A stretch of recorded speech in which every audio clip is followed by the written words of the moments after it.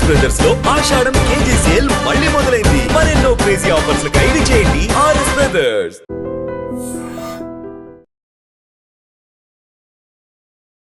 Welcome to iDream news. This is Pavan. So Secunderabad లో Srushti test tube baby centre ఉంది కదా. So దానిలో అయితే ఇండియన్ స్పర్మ్ టెక్ కలెక్ట్ చేసిన వాళ్ళని అయితే నిందితుల్ని 6గురిని పట్టుకోవడం జరిగింది. అందులో ప్రధాన నిందితుడు పంకజ్ కూడా అదుపులోకి తీసుకోవడం జరిగింది. అలాగే పంకజ్తో పాటు సంపత్, శివ, మణికంఠ, జితేందర్ వీళ్ళందరినీ అయితే తీసుకోవడం జరిగింది. సో వీళ్ళని కూడా ఇప్పుడు రేపు కోర్టులో హాజరుపరిచే అవకాశం ఉంది. సో హాజరుపరిచిన తర్వాత ఏంటి దీనికి సంబంధం ఎప్పటి నుంచి చేస్తున్నారు, ఈ బిజినెస్ ఎప్పటి నుంచి నడుస్తుంది అనే ఆ వివరాలు మొత్తం బయటికి గుట్టు రట్టయిపోయే అవకాశం ఉంది. ముఖ్యంగా వీళ్ళు చేసే పని ఏంటి అంటే కాలేజ్ స్టూడెంట్స్ దగ్గర, అదేవిధంగా పిల్లలు మహిళల దగ్గర ఎగ్స్ ని, మహిళలకి ఇప్పుడు బాయ్స్ దగ్గర ఏమో స్పర్మ్ డొనేట్ చేసుకుంటారు, వాళ్ళకు 15,000 ఇస్తారు.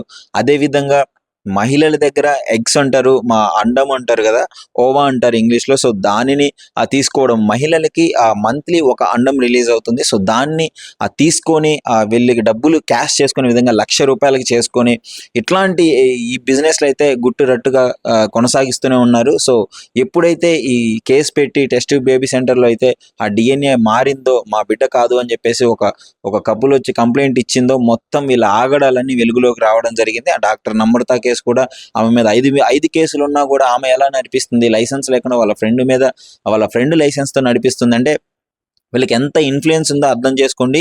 సో ఇప్పుడు అవన్నీ బయటకు వస్తున్నాయి. నిజంగానే ఈ విధంగా చేస్తున్నారా అంటే చాలా మంది సిగ్గుతో తలదించుకునే విధంగా, మహిళలు సిగ్గుతో తలదించుకునే విధంగా ఈ డాక్టర్ నమ్రత అయితే చేయడం జరిగింది. సో వీళ్ళని అయితే అదుపులోకి తీసుకోవడం జరిగింది.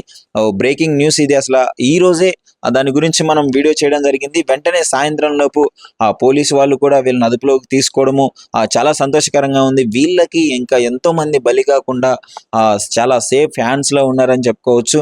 అంటే ఈ రకంగా ఆగడాలు కనిపెట్టకపోతే వీళ్ళు ఇంకా ఎంతమందిని మోసం చేసేవాళ్ళు.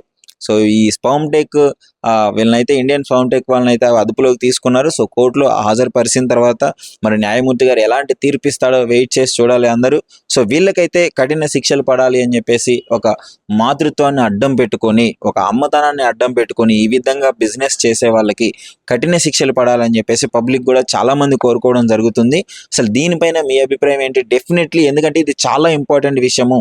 అంటే మనం ఎంత గొప్పగా మన చరిత్ర అయినా సరే, ఎప్పుడైనా సరే అమ్మని ఎంతో గొప్పగా వర్ణించడం జరుగుతుంది. అలాంటి అమ్మను అడ్డం పెట్టుకొని ఈ విధంగా చేసే వాళ్ళకి ఎలాంటి శిక్షలు పడాలి అని చెప్పేసి ఐ డ్రీమ్ తో మీరు కామెంట్ రూపంలో డెఫినెట్లీ షేర్ చేసుకోండి మీ అభిప్రాయాన్ని.